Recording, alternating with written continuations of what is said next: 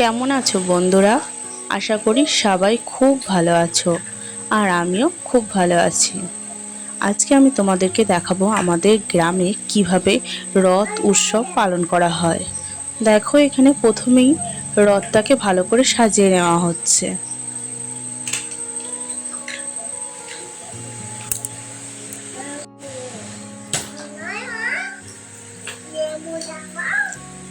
এবারে দেখো, ঠাকুরটাকে এবারে রথে তুলে নেওয়া হবে।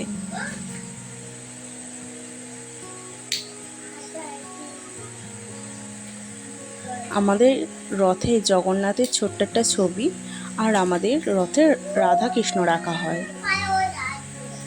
দেখো, এবারে আমাদের রাধা কৃষ্ণকে রথে তোলা হবে।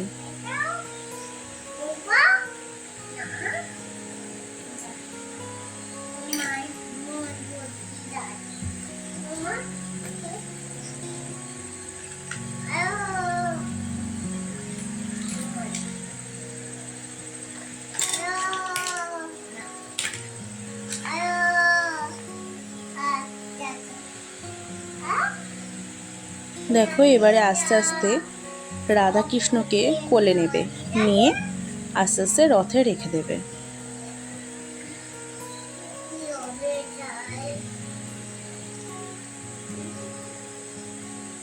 এই যে নিয়ে যাচ্ছে, এবারে রথে রেখে দেবে।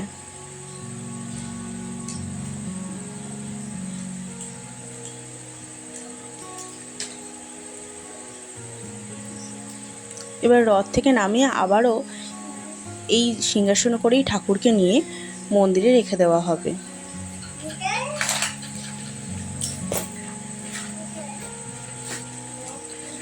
এই যে আমার সোনামা রথ টানতে ব্যস্ত, ভীষণভাবেই আনন্দ করছিল।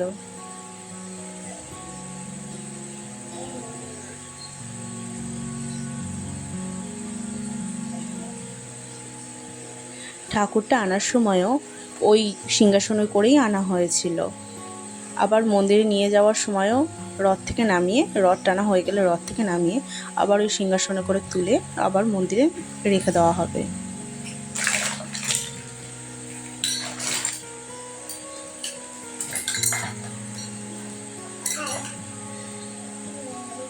দেখো, এখানে ঠাকুরের আরতি হচ্ছে।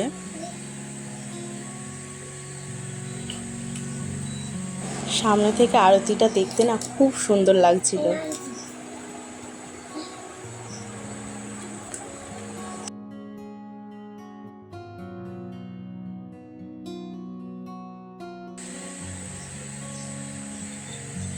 দেখো, এবার আমাদের রথ টানা হচ্ছে।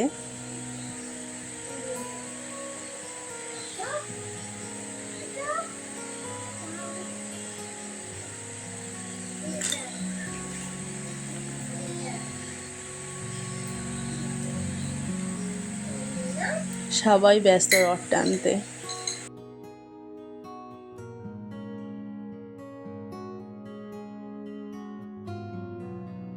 আমাদের গ্রামে এই একটাই রথ হয়, আর সেটা খুব বড় করেই হয়। দেখো, তোমরা সেটা দেখতেই পাচ্ছ কত বড় করে হচ্ছে। দেখো, আমাদের রথের মেলাও বসেছে, কত দোকান বসেছে।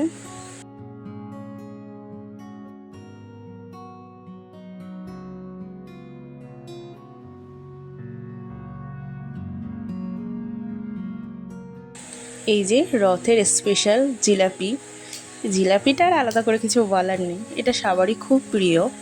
আজকের ভিডিওটা এই অবধি। সবাই খুব ভালো থেকো।